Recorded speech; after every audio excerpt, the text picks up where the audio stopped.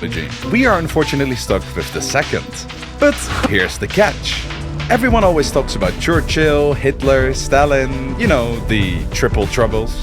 Why does no one talk about the actual fighters of the Second World War?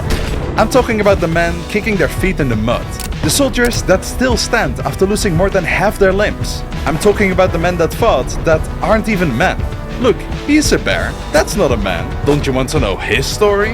Out of the way, Chur-Hitlin. It's time to shine the spotlights on the real badasses of the Second World War. So I handpicked 6 of the most interesting ones that I want to introduce to you today. And how are we going to learn about them? Well, in person, of course. Take a look at this.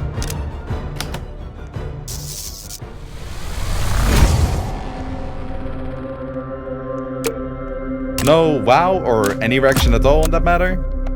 You look like you've seen one of those before, but that can't be, right? Well, not to wonder about ancient things. Let me introduce you to some World War II badass. Hey, I'm not done.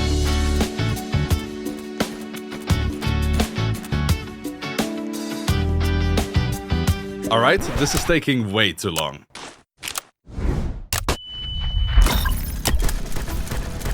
Oh, okay, that's funny. Guess we get to choose which character we want to start with.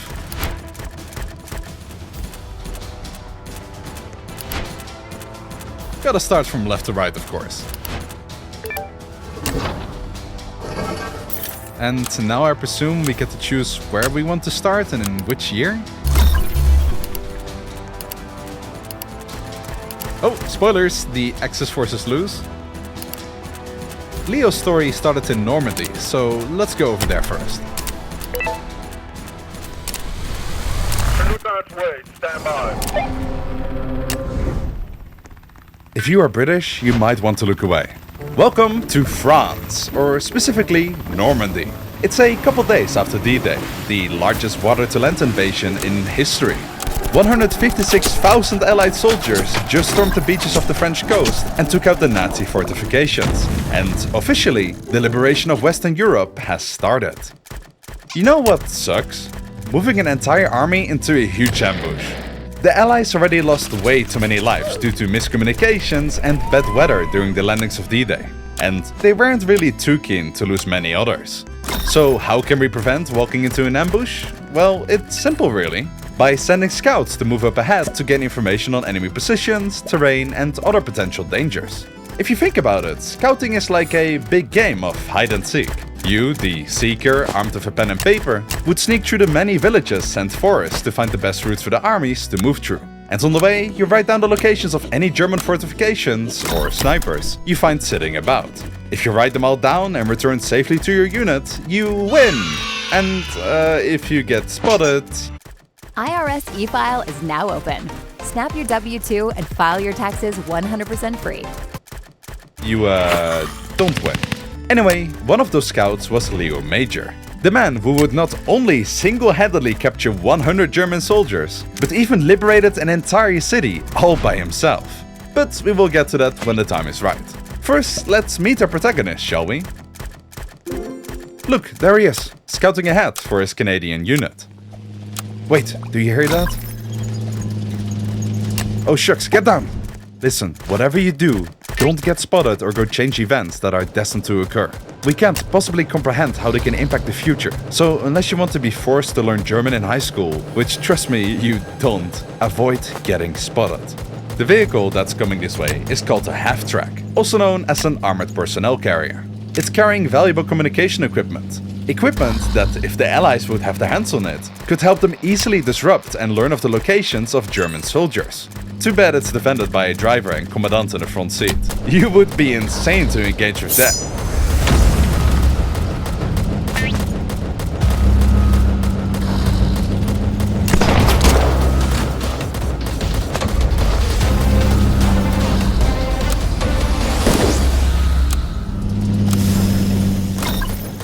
See, this is what made Leo the badass he is known as today. The usual Boy Scout would have hit and retreated back to base to inform his unit of the enemy movement. You know, the thing a scout is supposed to do? We are supposed to be a unit! Suck my unit! There is a reason why most scouts wouldn't engage, because in an alternative universe, this could happen. But hey, if it works for him, who are we to blame? Not every scouting day is as exciting as this one though. The next day, nothing appeared while he was on his mission, and he spent it basically peacefully mapping the surrounding areas, and sometimes even asking the locals for any hidden routes or intel that they might have for them. The following day, nothing happened again. And the same for the day after, and the day after, and after that one. So much for making a name for myself, I presume he thought to himself. Ja, lekker Deutsch reden mit meinen Freunden. Ich bin so schlecht in Deutsch reden, Junge. Schade, das weiß schade. Ja, Speak of the devil. Huh?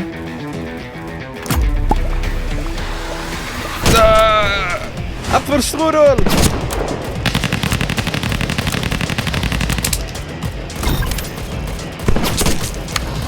Ich liebe deinen Hund! Surely you were wondering how he got his eye patch. Ever wondered what white phosphorus gas does to someone's eye?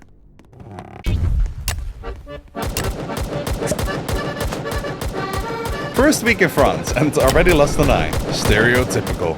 This, however, did not stop Leo from continuing serving in the army. And even though his officials urged him to go home, the only comment Leo gave to this whole situation was, "I look like a pirate." Is he okay? As the war progressed, fighting turned from region to region to city. The Germans, getting desperate and feeling the constant pressure from the Allied forces, hunkered down in the big Belgian and Dutch cities to make it as difficult as possible for their enemy to clear them out. If you need to clear a small village, you only need to check so many houses before it's all liberated. And if you encounter a building with an infestation problem, you can just blow up the whole place, easy peasy. In big cities, this isn't really the case. First of all, the houses are a lot more dense together, not to mention higher and bigger. It's going to take a lot more artillery and tank shots to destroy that as opposed to a simple village building.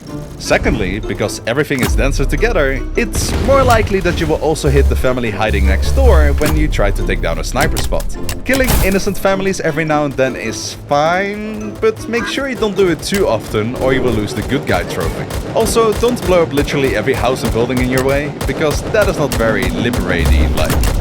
However, if you can't learn of the locations of the Germans hiding in the city, then unfortunately, sometimes blowing up everything is the only way you can move forward. Once again, this highlights why scouts are so important.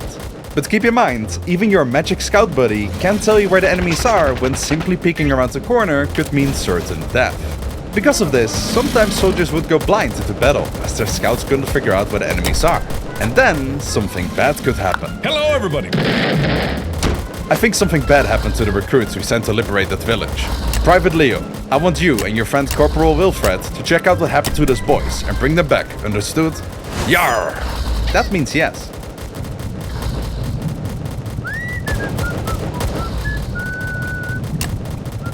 Mon ami, I think I'm getting sick. I'm not sure if I can keep up. Not to worry. You stay here and wait for me to return with the boys. I'll see you soon. Okay, Captain. Not funny, Wilfred. This is the part where he captures 93 soldiers on his own.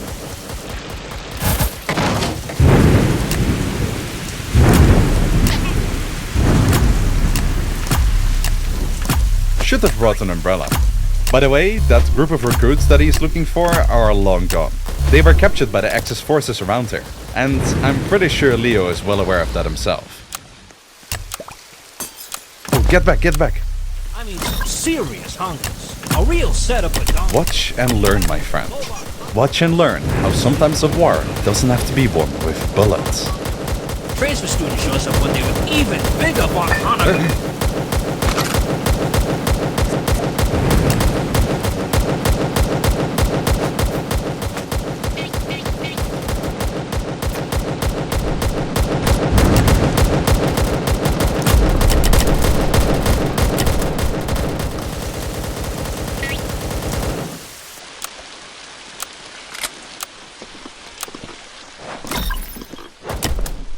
Hans? Alles gut? Ja. Bist du sicher? Ja. Ach so, okay, ich habe mir schön Sorgen gemacht. Ich dachte schon, du wurdest von kanadischen Soldaten, die sich in den Schatten verstecken, festgehalten. Warten Sie eine Minute? Gosh, reading subtitles is such a pain. Here, take this, I made it myself. It automatically translates German to Finnish, and this part translates Finnish to English. Don't ask. With the 2 Wehrmacht soldiers captured, Leo ordered them to bring them to their officer, and they confusingly but politely did.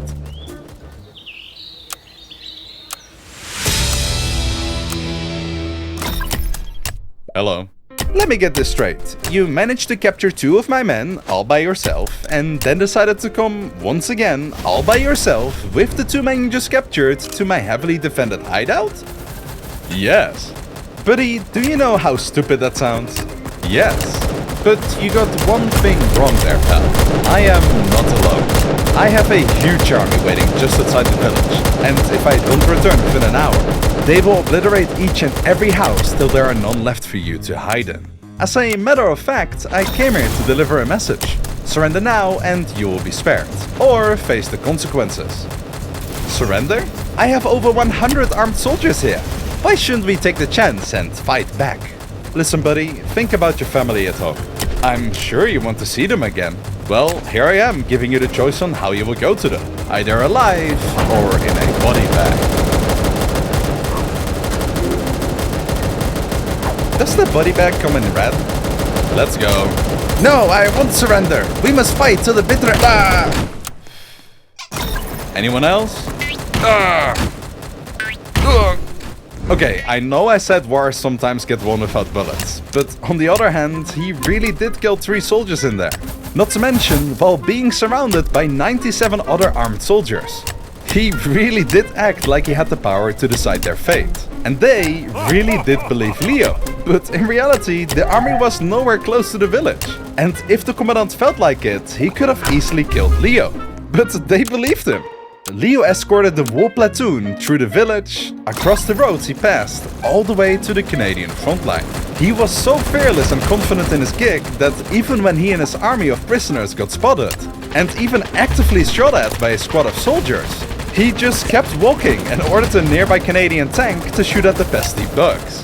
In the end, he marched all the way back to camp with the surviving 93 soldiers. Did you find our boys? No. But I did kidnap the whole enemy platoon. Hello! Sweet lord, son, you are something else. Private, I want to give you this Distinguished Conduct Medal for your exceptional work. You deserve it, so... What? Oh, hello! Yeah, so he got offered a very prestigious medal, but Leo simply didn't show up at the ceremony. When asked about why he didn't accept the medal that many soldiers could only dream of, he answered that, and I quote, General Montgomery is incompetent and in no position to be giving out medals. We can only presume Private Major blamed the general for losing the group of recruits, and because of that, he didn't want to receive anything from him. He will change his mind on that later though, when he gets offered the medal for the 2nd time. Let me ask you something. What is even crazier than capturing an entire platoon? How about capturing an entire city? Yes, really. Quick geography test. Where is the Netherlands? Very good. I'm sure you didn't get that one wrong. Now, a bit more difficult. Where is the province of Overijssel? Wow, you are so smart. I can't believe you knew this one too. Now, don't tell me you also know where the city of Zwolle is within Overijssel. God, you simply are amazing and so intelligent. Good job. As the war progressed and Leo survived hitting a landmine, it was time for him to do his greatest feat yet, liberating Zwolle. But before we talk about the how, let's talk about the why. Why did a singular scout liberate a massive city? Well, it's simple really, because the alternative was this. The army wanted to liberate the city of Zwolle next, and because it's a big place with possibly a lot of resistance, the Canadians decided they first wanted to weaken the enemies from a safe distance before they start to send the ground troops in. And that means destroying a lot of buildings and families. War is a nasty thing, you know, and both the Allies and the Axis powers rather risk civilian lives than to lose a significant battle. If that is a good or a bad thing is up to fancy philosophers to decide. And you, of course. But a fact is a fact. Zwolle is about to be the next of many cities that is about to get shelled. I mean, liberated, of course. And because it's such a big city, it's going to get the full supreme treatment. So why did Leo liberate a massive city on his own? Because the alternative was horrible. And now you are dying to know the how. It started just like the previous adventure did. Private Leo Major and his friend Corporal Wilfred volunteered together to scout the city, and if possible, to contact the Dutch resistance fighter to tell them to evacuate the city before justice was raided from above. Mission start. In the middle of the night, just outside the city, Leo and Wilfred visited a local farm, where they spoke with the farmer to ask him where they should start looking for German fortifications. The farmer told the duo that most likely the Germans will be around the railroads, so guess that's where we are going. A couple minutes later, the scouts arrived at the gate of the city, where they noticed a small roadblock set up by the Germans. No more than 4, just have to quietly get close.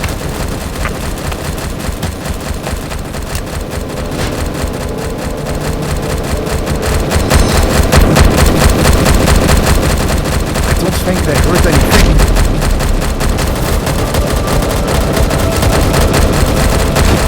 Wilfred!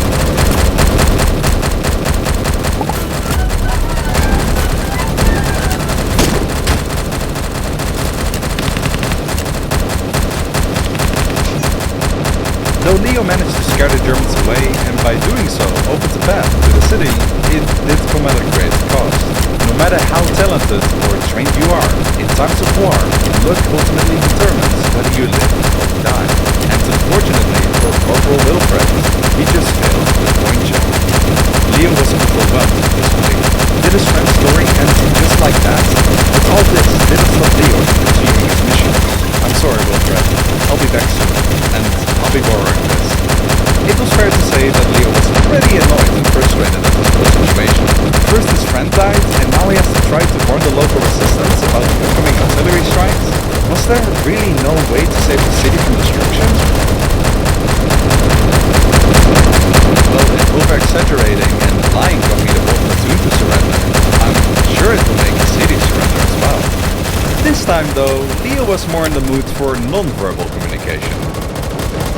Under the shroud of darkness, Leo stepped into the city, and then...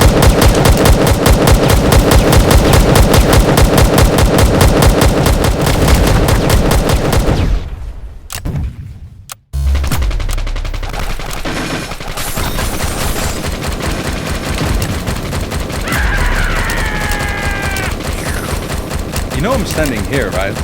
I know, but by making a lot of noise and destruction during the night, I am actively scaring you guys into thinking that there is a huge army attacking the city. Well, it's just me. I don't even have to shoot at you guys. As long as there is gunfire, there is fear. Damn your gun. I don't have to shoot you, but I still can.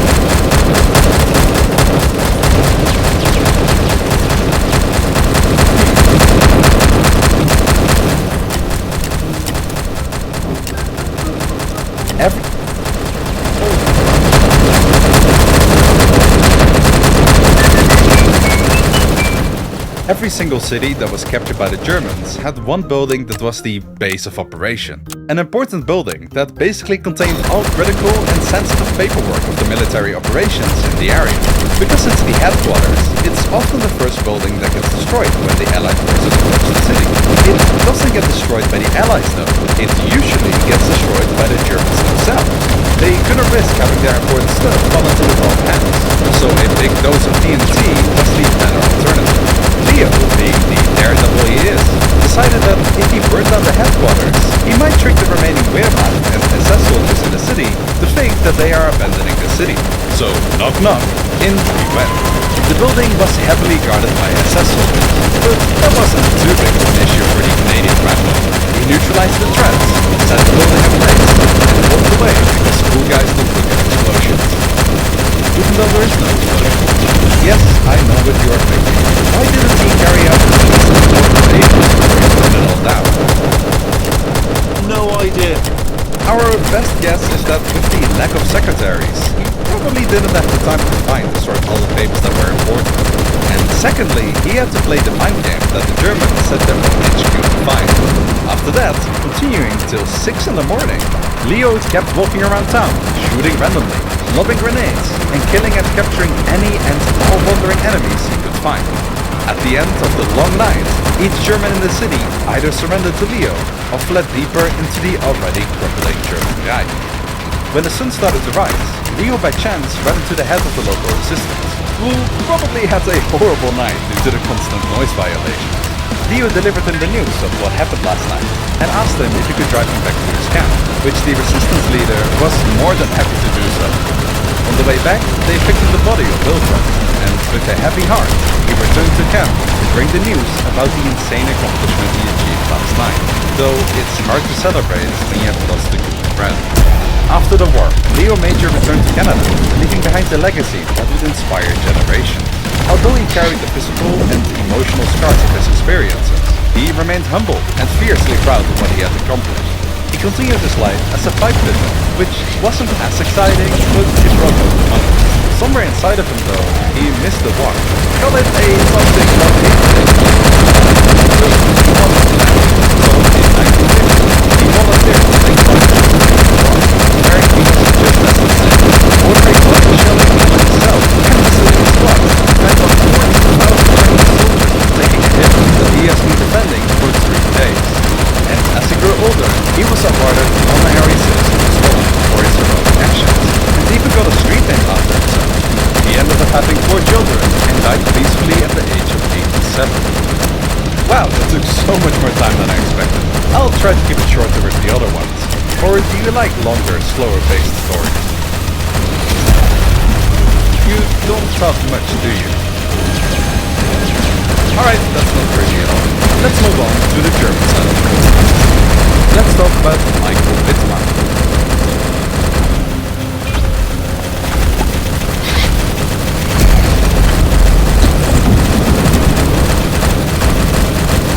Okay, so we now have Michael. His life is really interesting as well.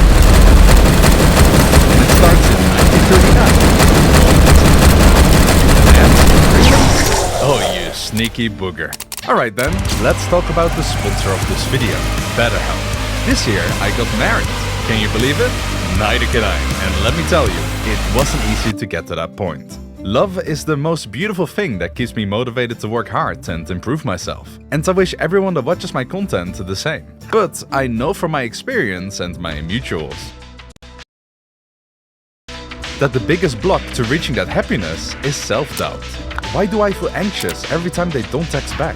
Am I too needy or are my needs valid? Should I settle for less than what I want? Instead of being stuck in an endless loop of questioning yourself, you can talk about your relationship concerns with someone who's trained to help you find your answers. That's where the sponsor, BetterHelp, can help you better with. Don't get me wrong, going in person to a therapist is definitely a valid choice. But if you prefer to stay at the comfort of your home, online therapy might be the better option. All you have to do is fill in a questionnaire and you are matched with a suitable therapist. Click the link in the description or go to betterhelp.com/historically and get 10% off your first month of therapy. Alright, so as opposed to our previous protagonist, this guy is on the wrong part of history.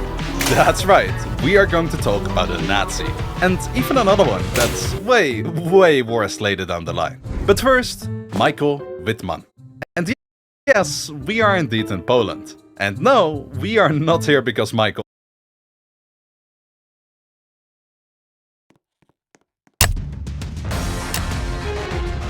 was Polish. You can probably guess why we are here. In 1939, Germany launched a full-scale invasion, kicking off World War II, and Wittmann, serving as an SS soldier, was right here on the front lines. But not with the cool guys in the tanks. No, he was a scout. Here's the thing though, being a Blitzkrieg scout is way different than being a liberating Canadian one.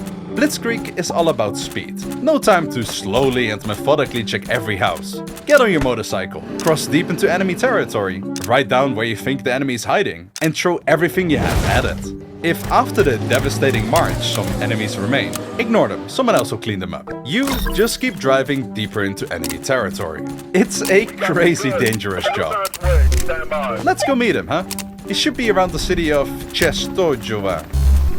Is Polish even a real language? Also, where is this city anyway? One thing I do know though is that we are late because there's a Nazi here already. I don't see anyone else around, so let's just ask him which way they went. Excuse me, if you don't mind me asking, which way is Częstochowa? Oh, of course I can help you. Wait, stay back!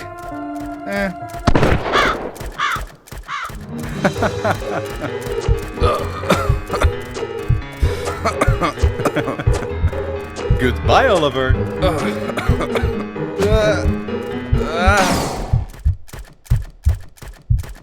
Hello, mate. Don't worry, you two. I'm not actually a Nazi. I am merely blending in with the environment. Not a big deal. This is a history channel after all. We have to be faithful to history. Wouldn't want to change reality. By the way, if you run or try to get away from me, I will kill you. Oh yeah, the city is that way. Let's go. You look ridiculous with that headset on.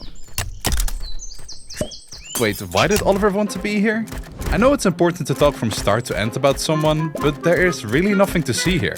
He's just a scout, no notable achievements. Let's fast forward to the good stuff. After Germany took over Poland, they decided to give the same treatment to Denmark, Norway, Belgium, the Netherlands, Luxembourg, which they probably didn't even notice driving through because it's so small, and finally their good old pal France. In France, Michael was drafted again, but hold your horses, he's still just a scout. England came to help France in the war, but seeing how awesome Michael was on his motorcycle, they all took a ferry home from Dunkirk, and France fell the next day. Italy, in the meantime, was also trying to be Lebensraum like Germany, but they sucked. Can you believe these guys were once the center of the massive Roman Empire? Now they are struggling to take Greece. Credits to the Greeks though, because they were outnumbered and didn't even have air and armor superiority. Yet, were able to push the Italians back out of the country and even back into their own territory. That's embarrassing, Italy. This is basically a recurring theme during World War II. Italy wanted to be cool like Germany and expand its empire, but they always ended up needing Big Bro's help to actually capture something. Well, aside from that one time where they were fighting against a country still using literal gunpowder cannons against their tanks. But even then, Italy struggled and desperately resorted to using chemical weapons to win against the fierce Ethiopian forces. Are you... Quiet time. It's delivery time. And when I check out what pays. ready for Hitler's first big mistake?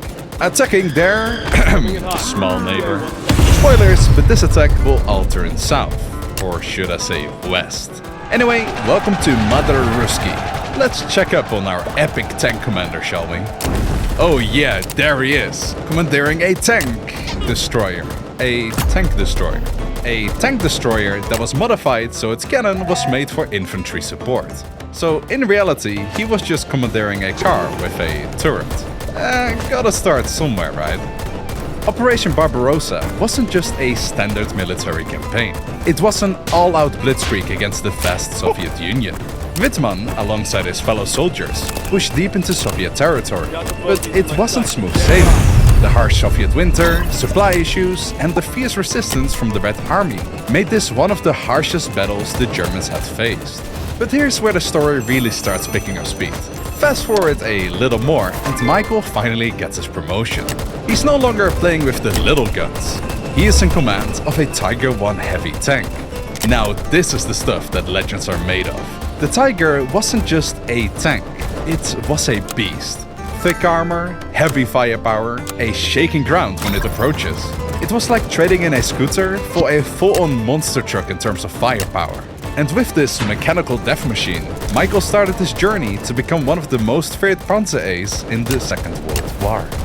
Or should I say, Michael and his crew.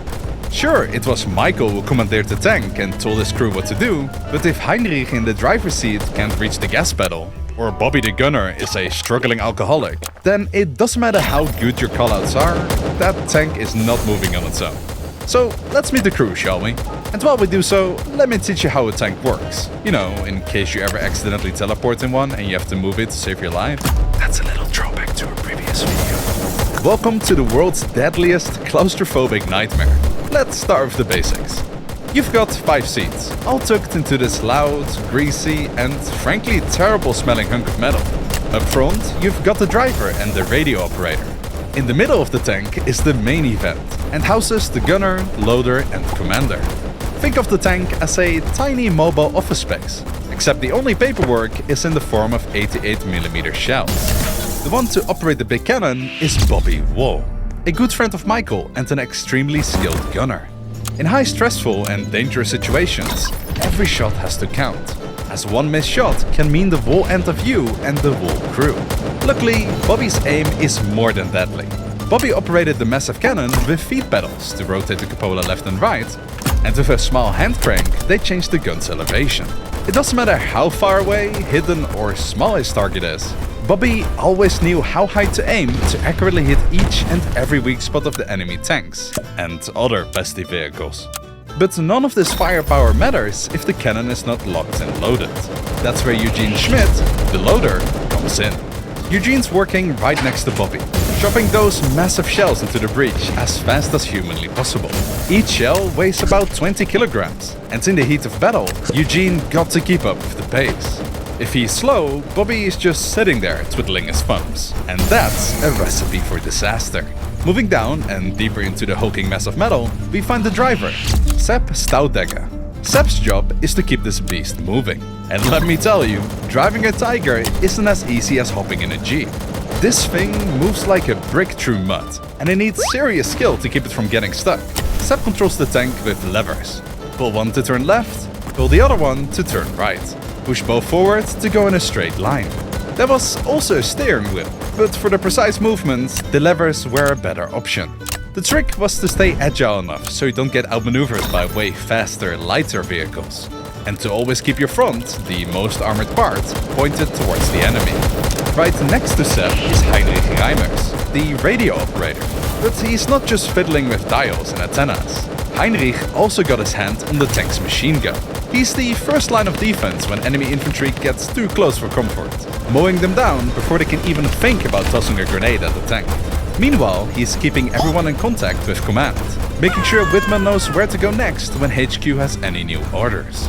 And last, but definitely not least, we've got Michael Whitman, the commander, perched at the top of the cannon like the king of this metal kingdom. Whitman's job is all about strategy. He's got the best view, though even the best view in a Tiger tank isn't good in the slightest. So sometimes popping your head out of the hatch is a better alternative. It definitely makes it easier to figure out where the enemy is and how to approach them, but the risk is that one lucky or well-aimed sniper shot can easily kill you. But who can become a legend without taking a couple risks, eh? Whitman's job on the battlefield is calling out targets to Bobby, telling Sepp where to drive, and making sure Heinrich keeps HQ updated. Whitman's the guy holding this whole operation together, while dishing out destruction and pure fear to the Soviet and Allied armies. And that's all you need to know, so congrats on mastering Tiger driving. All you need now is a full crew. But seeing as you can't even get 4 people to join you for a coffee, good luck squeezing imaginary friends into those cramped compartments. Okay, sorry, that was a bit mean. No, come on, don't cry. I said don't cry! Now smile. Good. Very good.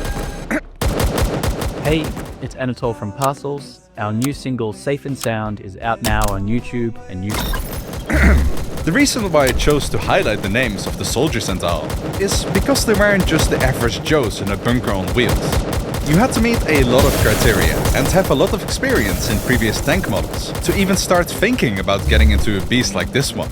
Needless to say, the mix of outstanding soldiers and a monster of a tank made each Tiger on the battlefield pure nightmare material for the Soviet soldiers. And the tank of Whitman's crew in particular was terror in its finest. And gosh, were they good at their job. In the span of a singular year on the Eastern Front, Whitman and his crew didn't just take down 1, 2, 10 or 50 tanks. No, the Nazi crew took down a whopping 119 tanks, and on top of that, demolished a staggering 132 anti-tank guns. That's a big number. Keep in mind, each of those vehicles housed 4 soldiers. That's a lot of dads not going back to their families. Too dark? Well, that's war for you. Whitman was a menace to the Soviet soldiers, and too quickly became known as the Black Baron. He wasn't only recognized by the enemies though. At home, his name became a household sensation. Even the mustache man himself knew about Michael and called him over to his wolf's lair to award him the highest military medal. And finally, Wittmann got promoted to tank commander and was given 11 other Tiger crews to command. But then, surprise, Nazi scum! If Michael understood English, he would be so mad right now. With the sudden arrival of literally everyone, Michael and other tank commanders were rushed to the Western Front to halt the rapid advance of the Allies. And here, Wittmann and his crew, now without Bobby because he got promoted to running his own tank crew, built off their greatest feat yet, the notorious Battle of Villers Bocage. Here is what's happening. While Leeuwenthal landed on D-Day, the Axis forces were rushing in to stop the Allies from advancing. Rapid lines of defense were set up outside of the liberated zones, and important cities were heavily reinforced, including the strategic city of Caen. This city in particular was a target for the Allies, but alas, the heavy resistance from the Germans made it hard to reach. But then, a gap opened up in the makeshift line of defense due to poor communications between the Germans, and the notorious armored division Desert Rats, consisting of highly experienced soldiers, went straight for the opportunity. In the middle of this gap in the defense lies the small village of Villers Bocage. And when I say small, I mean 3 main roads and a couple side roads. The British rush in to take the city, and this small part of the group goes ahead to scout the upcoming roads and to plan what's next. The rest of the infantry jumped out of the half-tracks and got to stretch the legs a little bit. But what the poor British don't know here is that just outside of the main roads, there is a group of Tigers waiting for HQ to give them new orders. And it just happened for the British that those tanks were led by Michael Wittmann. The commander couldn't believe his eyes that the British were already so far within German territory. He saw half-tracks, 6-pounders, Stuart tanks, Cromwells, and even Fireflies all on their way sneaking through the French countryside. Wittmann had to act quickly. 4 out of the 6 remaining Tigers in his platoon were under maintenance or damaged due to recent battle, so in no shape to move. And with this many enemies coming up ahead, Wittmann made the insane decision to go on the offensive with the only other functional Tiger tank. And what followed was an embarrassing event still remembered by the British Army. At 9 flat in the morning, while the Brits were deciding where to move to next, Wittmann and his crew rushed towards the British, and with a loud crash emerged straight into the middle of the British column. The Allies couldn't believe their eyes. Panic followed as the soldiers started to realize what just spawned in between the unprepared parade. And everyone started to run and drive desperately away from the metal beast as its barrel started to turn. The first victim, an unfortunately parked Cromwell tank, falls prey to the Tiger as with one deafening shot, the tank gets blown up. The only nearby tank that is able to fight on equal grounds with a Tiger immediately starts to turn around to try to stop the sudden threat. But because it's pointing the wrong way and it being a relatively heavy tank, it doesn't have the time to face the Tiger. And with a second merciless shot, the Firefly goes up in flames. The other tanks in front of their destroyed brethren rapidly try to get away from the rampaging Tiger, but then the second Tiger appears in front of them, trapping them in between. Wittmann, in the meantime, elaborating on this element of surprise, turns away from the wreckage and rushes full speed towards Villers Bocage. On the way, he finds multiple personnel carriers, and their personnel stunned with what's driving towards them at threatening speeds. Run! Run! The troops dash away from the line of sight of the Tiger, and Wittmann systematically mows down each half-track and trooper carrier. 2 6-pounders soon go up in flames as well. Then, 3 Stuart light tanks heroically try to halt the advance of Wittmann, but their tiny rounds don't get close to piercing through the Tiger's armor. In a desperate but heroic move, one light tank quickly positioned itself in the middle of the road, in an attempt to block the Tiger from advancing. But 14 tons of metal doesn't stand a chance against an 88mm round, and it too goes up in flames. The commander of the tank survives the shot, and with ears ringing, climbs out of the tank, to jump towards the driver's ledge in an attempt to save his wounded driver. But the Tiger takes no prisoners, and Lieutenant Rex Ingram gets gunned down.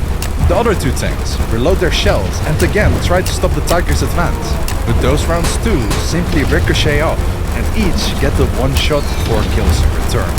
Wittmann then orders Sepp the driver to ram the Stuart tank off the road, and advances into town to continue the rampage. The Allies, noticing the commotion and hearing the 3 tanks at the end of the street go up in flames, quickly jump into the tanks and approach to see what's going on. There, they unfortunately come face to face with the Black Baron Tiger. The tree. Catholic Healthcare takes being a good neighbor seriously, which is why we're committed to eliminating health disparities, achieving access and health services, and ensuring a comprehensive approach to community health. Catholic Healthcare. We care, you flourish.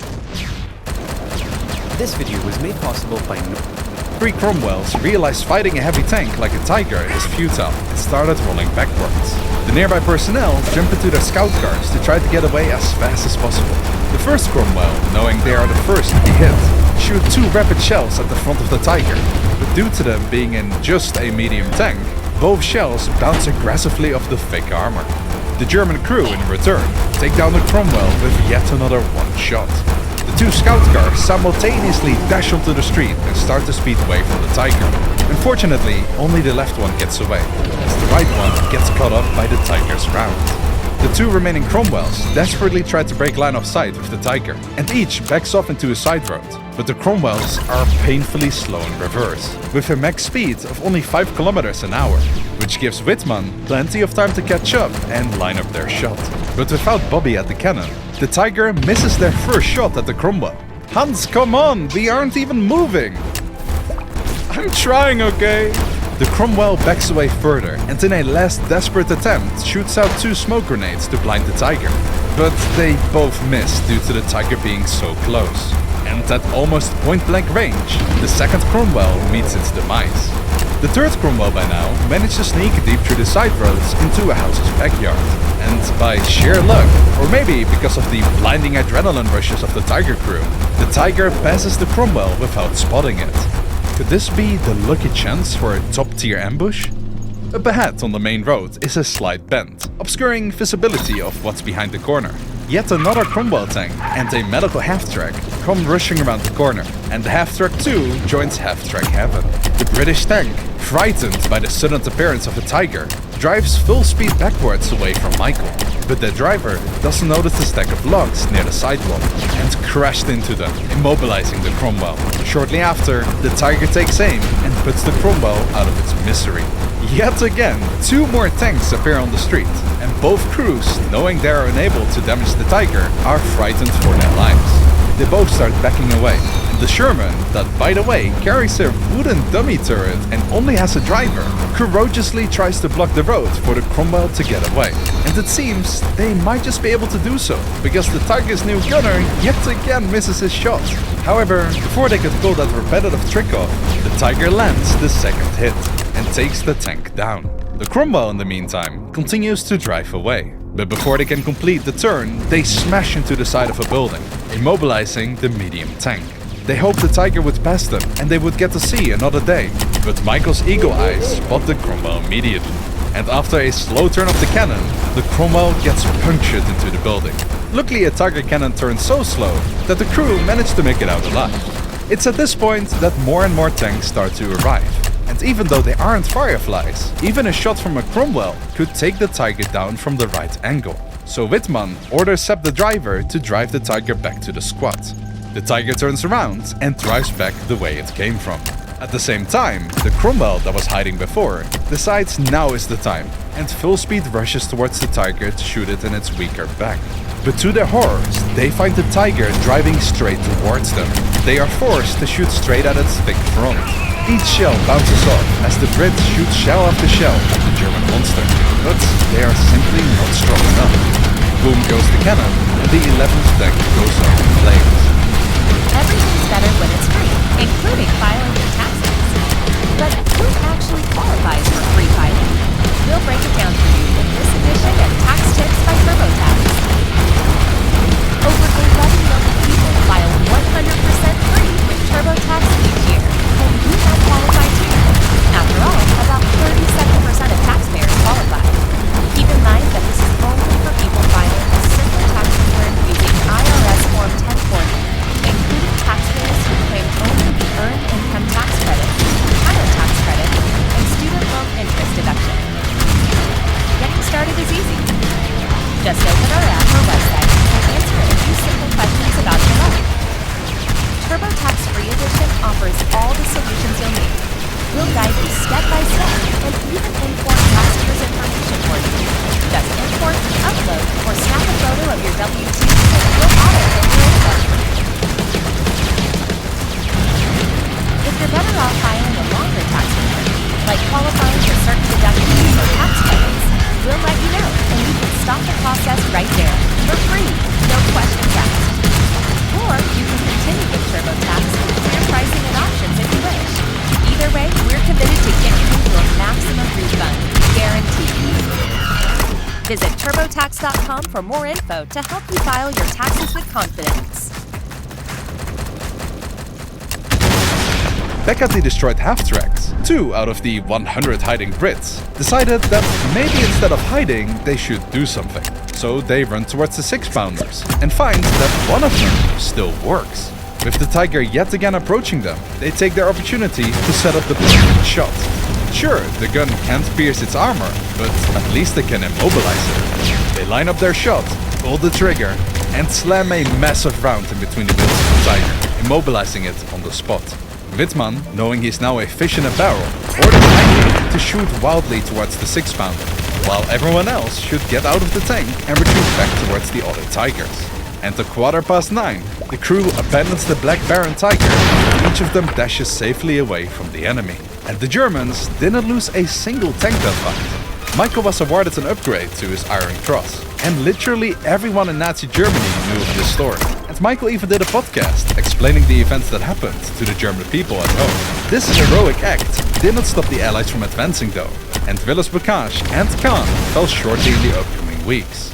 Loss after loss made the Nazis desperate. They needed to stop the advance of the Allies, or there would be no Reich to protect anymore.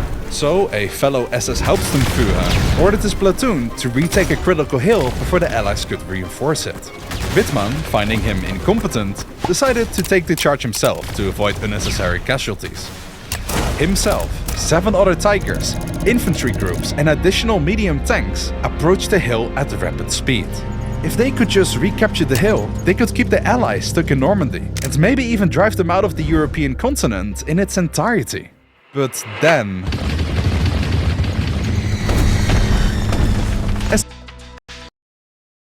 Sie ist ein Hinterhalt!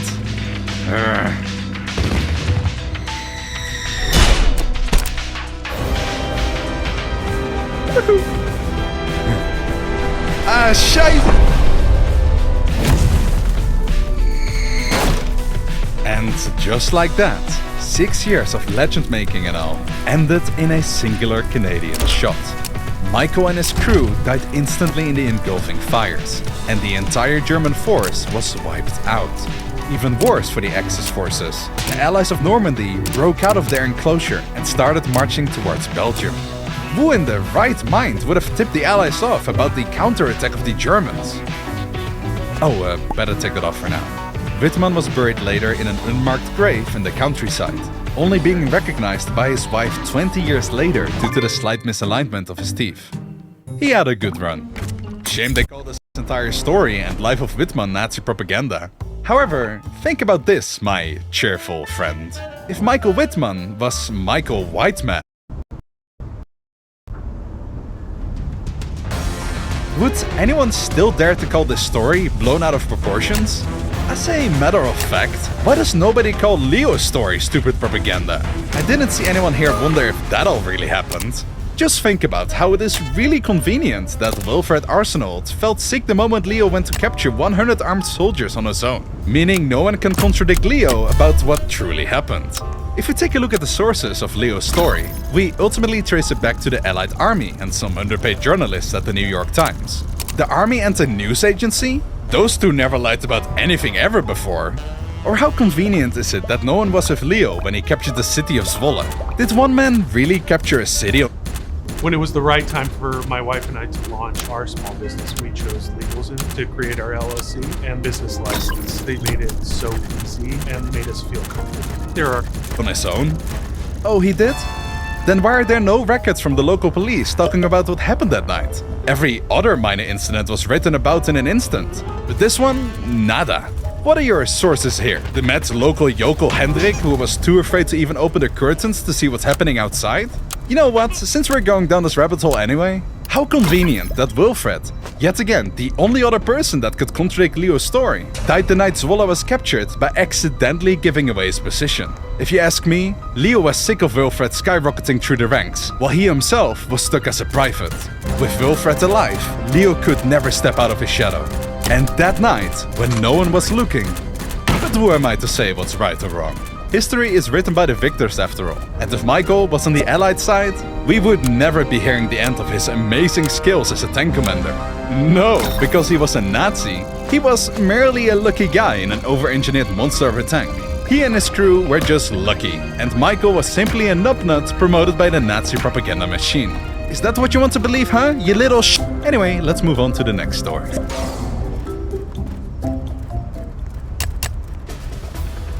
Wait, this is what Oliver made? This sucks. Okay, whatever. Polish guy, and we are going to Poland again, I guess. Okay. Yes? Yes, yes.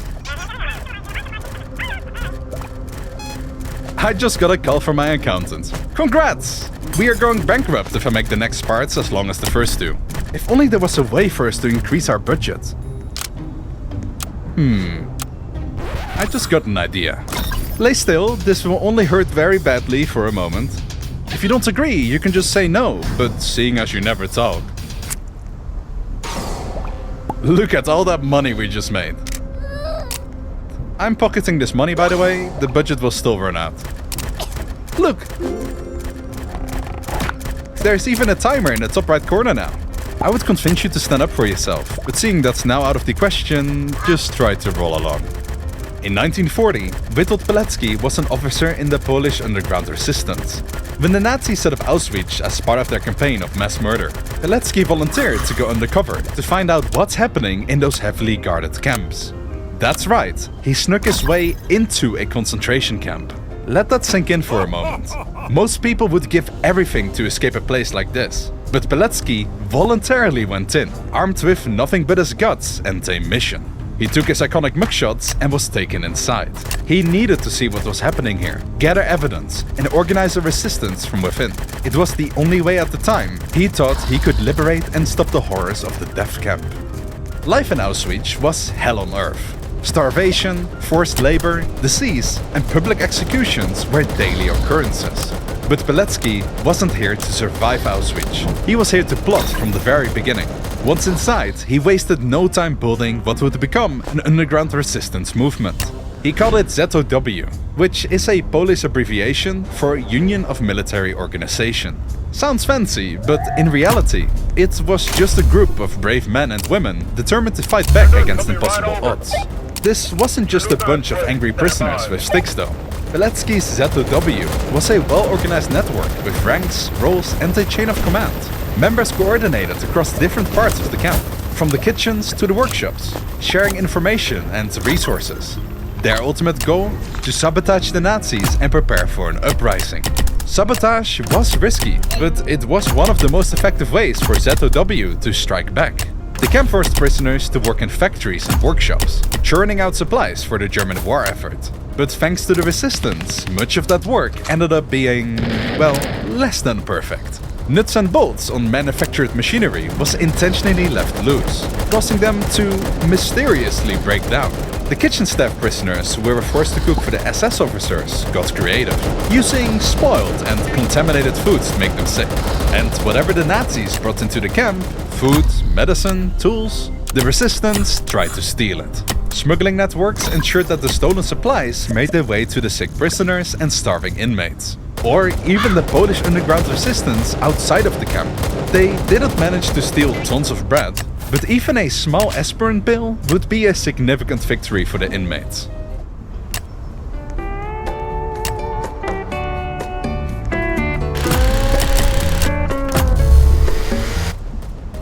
And then there was the information war. Pilecki and his network smuggled out detailed reports about Auschwitz, how many people were being murdered, how the gas chambers worked, and even the locations of key Nazi operations. Those reports eventually made it to the Allies, giving the world its first detailed accounts of what was really happening here. And you couldn't believe what the Allies did with that information. Oh yeah, no, you look absolutely beautiful today. During Pilecki's stay in Auschwitz, he wasn't there just to ease the lives of the prisoners. He was mainly preparing for an uprising. The idea was to unite as many prisoners as possible: Poles, Jews, Soviet prisoners of war, and together overwhelm the guards. The plan was ambitious: seize weapons from the armory, destroy key infrastructure, and signal the Polish resistance to attack from the outside. For 3 years, the ZOW monitored every movement of the guards, made makeshift weapons and bombs from chemicals, and sent out detailed plans for the outside resistance what to attack and when. Unfortunately, those pleas, and the whole plan for that matter, fell on deaf ears. So why didn't this epic prison breakout ever happen?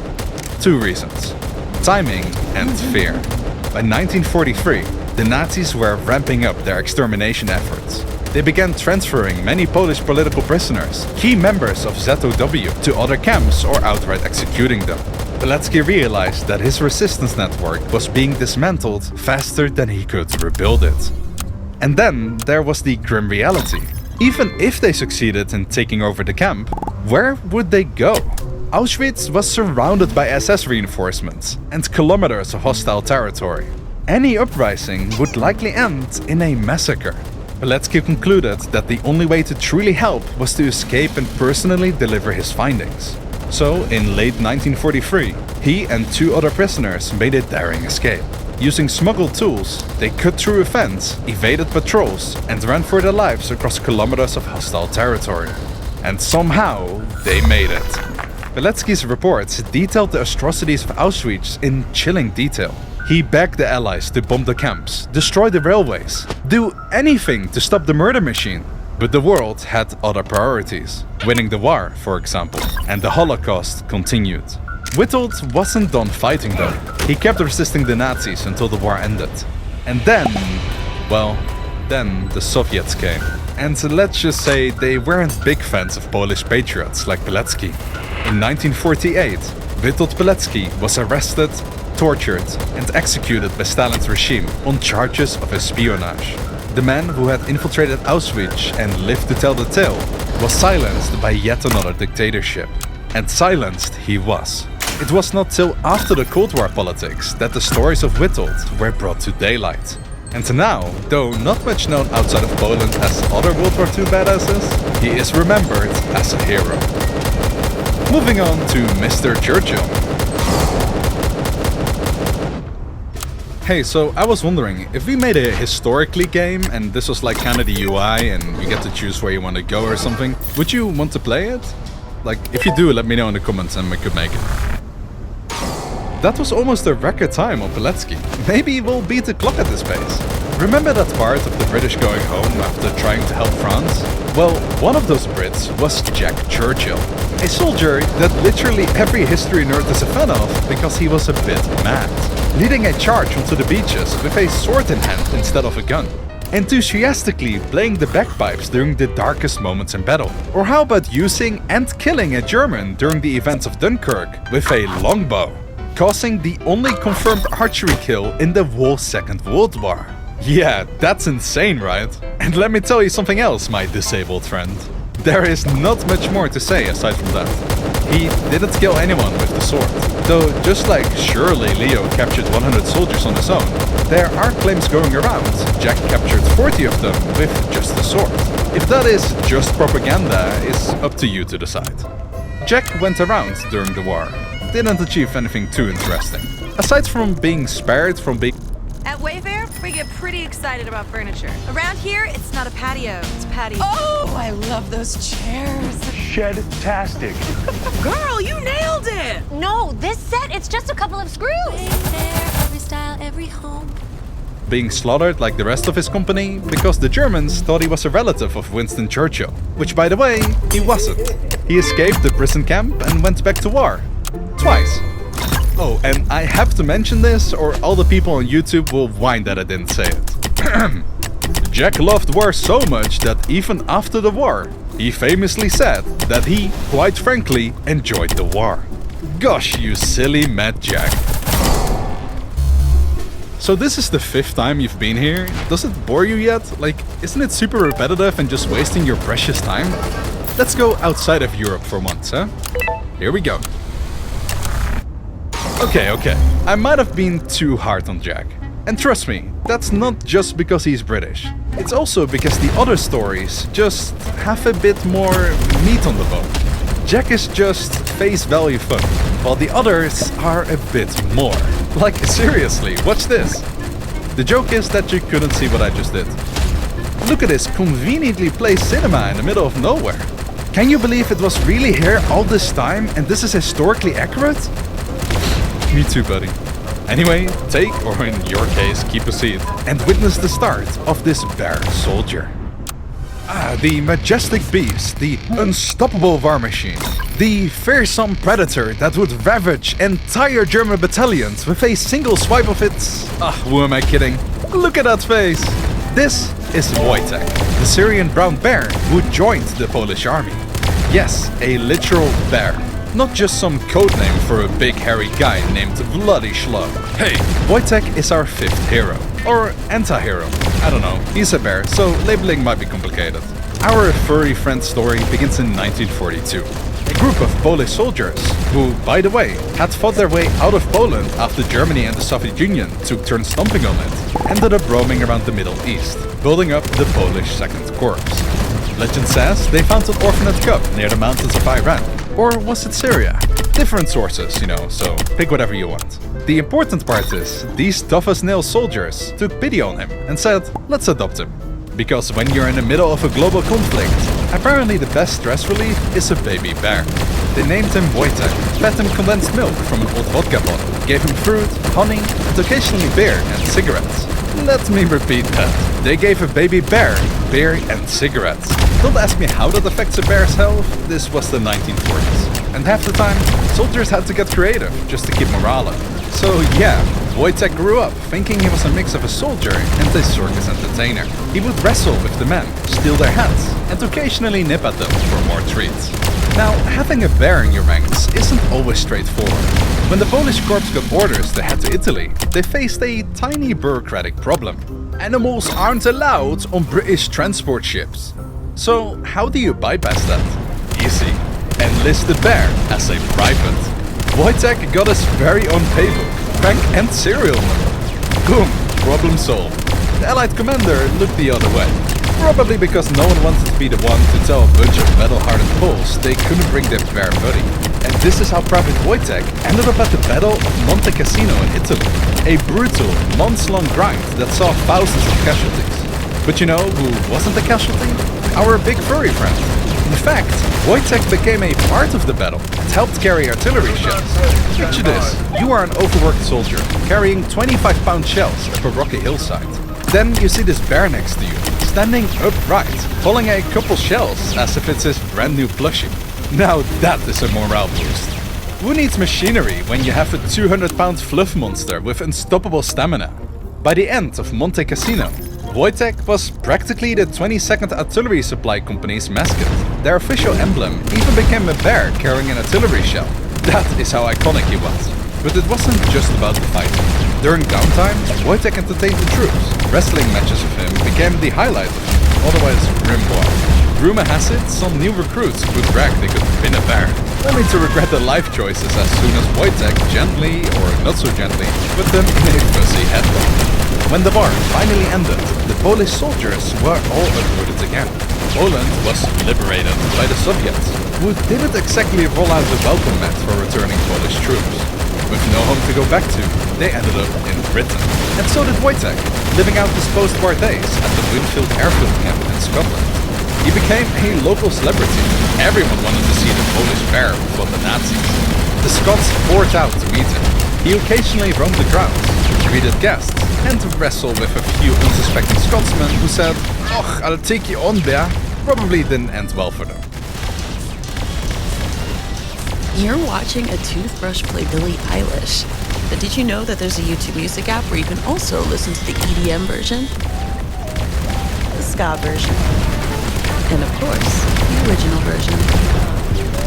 Get YouTube Music Premium. Eventually the Polish troops were demobilized, and with no proper place for a grown bear to live, Wojtek was transferred to the Edinburgh Zoo. Old Warface would come visit, calling out his name in Polish. Wojtek would apparently perk up, seeking the closeness he once had on the battlefield.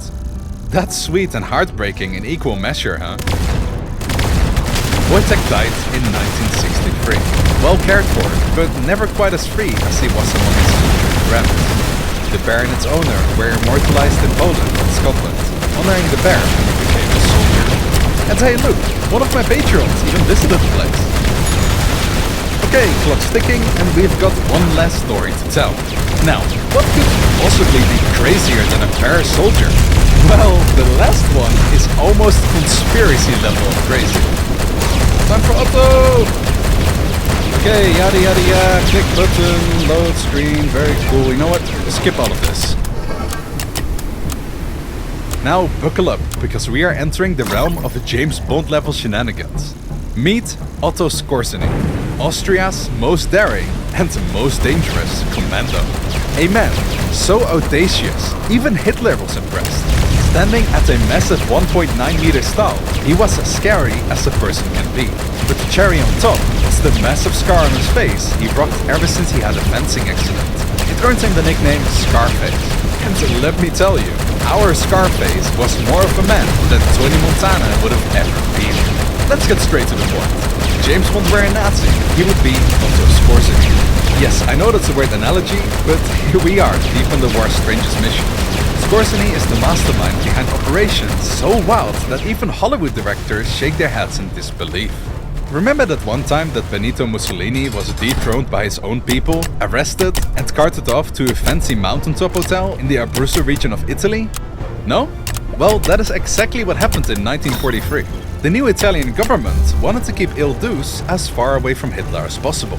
But Adolf, yeah, he had other plans. Enter Otto Skorzeny. The plan: land by glider on a tiny plateau near the hotel, snatch Mussolini, and fly off before the Italian guards could say Mamma Mia! Skorzeny found out exactly where Mussolini was being held. Some say thanks to intelligence, others say because Skorzeny basically swung at everyone who might know anything. Either way, on September 12, 1943, a group of German commandos soared towards the hotel in literal silent gliders. No engine, just gravity and pure nerves. They crashed into the mountaintop, miraculously not falling off the hill, and sprinted to the hotel. No shots fired, all silent takedown. Otto personally burst into Mussolini's room like some covert of Santa Claus. Signor Dukes, time to go. The Italians surrendered without a fight, partly because Skorzeny shouted something about the entire German army being outside. A classic bluff that worked shockingly well.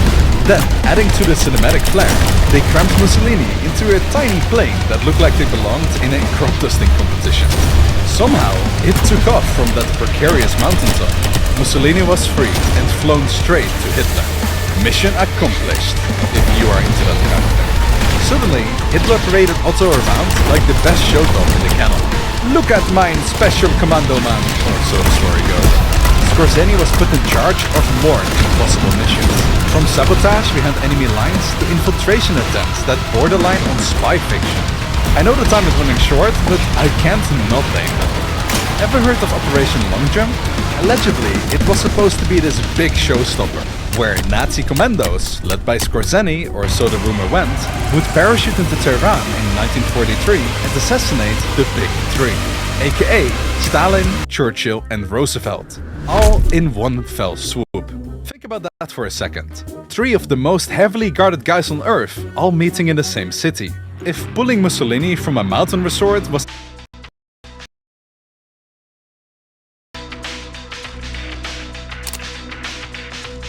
an insane act, then this is borderline unimaginable. But guess what? The Soviets